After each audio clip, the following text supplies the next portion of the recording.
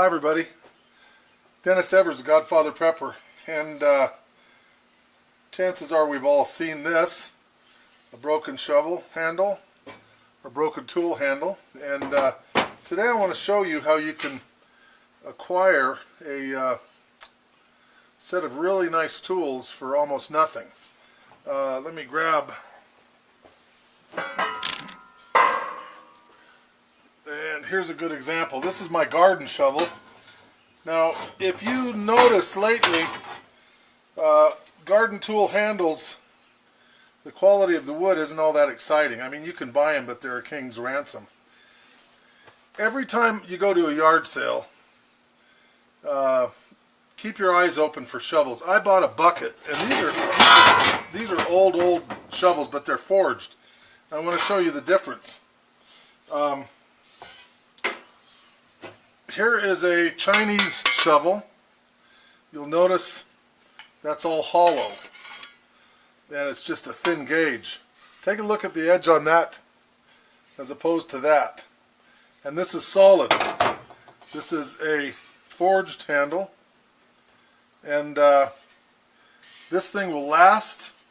I mean, I imagine this thing is probably 30-40 years old, and we'll get another who knows how many years out of it. Now, the first thing you got to do is get the old shovel handle out. That one's broken off, so what I'm going to do is take this, I'm going to chuck it up, going to chuck this up outside, grind that off, pop that out, and see if I can't just drive that handle out. This one's going to be a little bit harder. That handle is in there. Probably going to go in with a drill after I take the pin out. Probably going to go in with a drill and ream it out and just hog it out and get rid of all that stuff. These cheap shovels are a lot easier.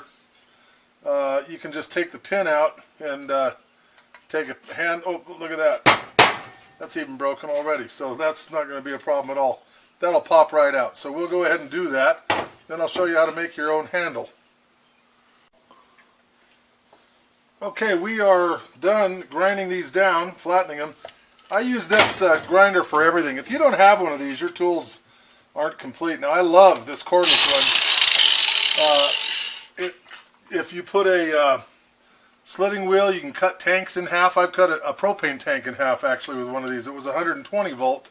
Okay, now you can use a drift punch to get them started. If you have a long enough one, you can drive it all the way through. Make sure it's big enough. And then I use there's one. You know, this one came right out. Who knows how old it is. So there's my first shovel head, and I'm ready for that. Let's get this one. See, oh, look at that. How about that? There it is. I wouldn't say that was too hard. So next, we need to find ourselves some handle material. Now, these are old poles, and this is short because I like a short shovel for working around wheelbarrows and stuff like that. I don't need a big full-size handle like this one. So I make some long ones and I make some short ones. They don't cost anything. So I'm going to show you how we're going to match that in there and make it work. First thing you want to do is make a line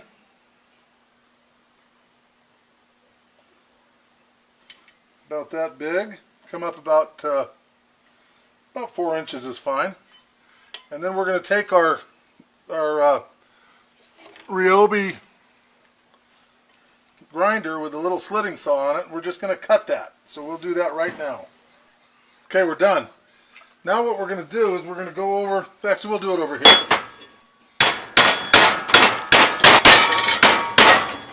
And we don't need as much of a paper as wood because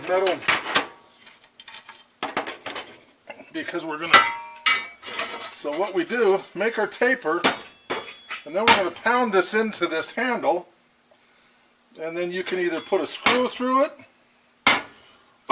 or you can put a weld, little tack, and that's what I'm going to do. I prefer just a little weld. So let me get this driven. I'm going to round this off a little more and drive it in.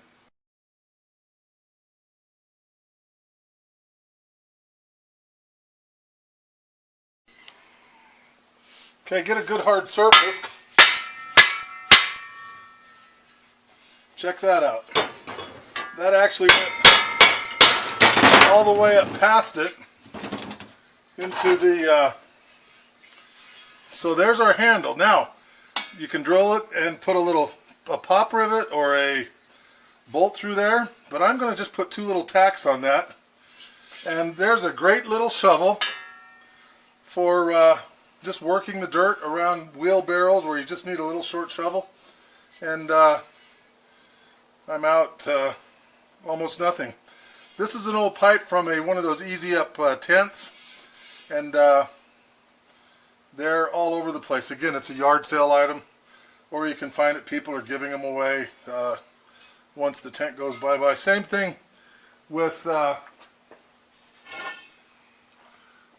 this is going to be a long handle for this shovel, and this is just an old piece of top rail from a fence, and a little bit heavy, a little heavier than a wooden handle. Not much, but you know, after a while you get used to it. You really don't mind it.